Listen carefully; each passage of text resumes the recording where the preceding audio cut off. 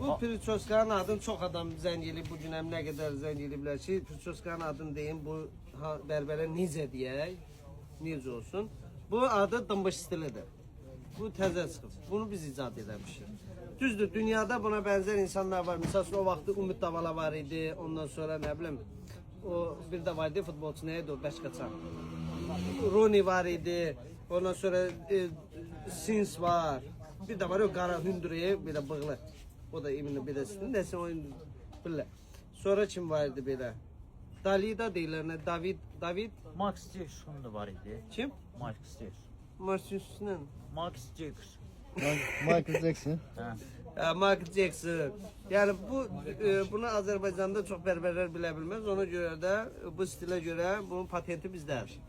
Bunu bizə müraciət edə bilərsiniz. Qabaq saqqal buradan kəsilir, bax bura daz olur. Bu əslində dazalaq da deyə bilərik buna. Amma bunun stili dımbış stilidir. 17 manata. 17 manata futbolar. 11 Sən manata Allah futbol. nətərdir? Bax belə bu stildə qalsın yoxsa bax hamı xahiş edirəm. Bəyənənlər ürək atsın, layıkın çoxluğundan biləcək ki, doğrudan bu stil yaraşırsa bu stili tutaq gedək uzuna. Bəli, əla yazsın, əla yazsın biləcək. Layık çox gəlsə, biləcək. Çoxlu layık atsa, bir də kommentdə çoxlu yazsa əladır, o stillə də davam edəcək. Həqiqətən olacaq Allah. Onunla da davam edəcək. Durun gəlin dımbış stilinə ekspresdə də baxa bilərsiniz. Sağ olun, var olun. Ekspress olduqda hamıyı gözləyirik, sağ olun.